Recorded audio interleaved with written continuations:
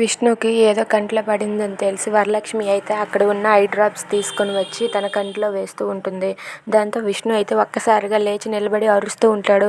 అబ్బా మంట మంట మంట అంటూ గట్టిగా అరుస్తూ కేకలు పెడుతూ ఉంటాడు. దాంతో వరలక్ష్మి భయపడి విష్ణుని హాస్పిటల్కి తీసుకొని వెళ్తుంది. ఇక వాళ్ళ ఇంట్లో వాళ్ళందరూ కూడా బయట ఉంటే డాక్టర్ అయితే విష్ణుని చెక్ చేస్తూ ఉంటారు. ఇక తన కంట్లో పడింది చాలా డేంజరస్ లిక్విడ్ అని చెప్పి అనుకుంటూ ఉంటారు. ఇక వరలక్ష్మి అయితే విష్ణు గారికి ఏమైందో అని చెప్పి బయట అలా కంగారు పడుతూ ఉంటుంది. డాక్టర్ గారు బయటకు రాగానే అజయ్ అయితే ఏంటి డాక్టర్ ఏమైంది, ఇప్పుడు మా విష్ణు బాగానే ఉన్నాడా అని చెప్పి అడుగుతూ ఉంటాడు.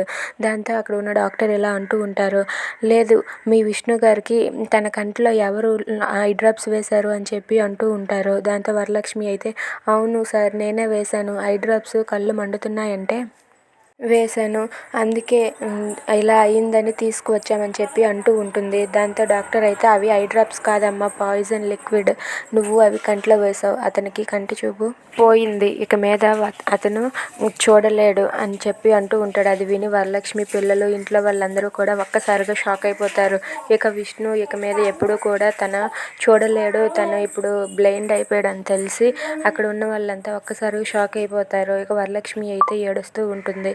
If you like this video, please like, share and subscribe.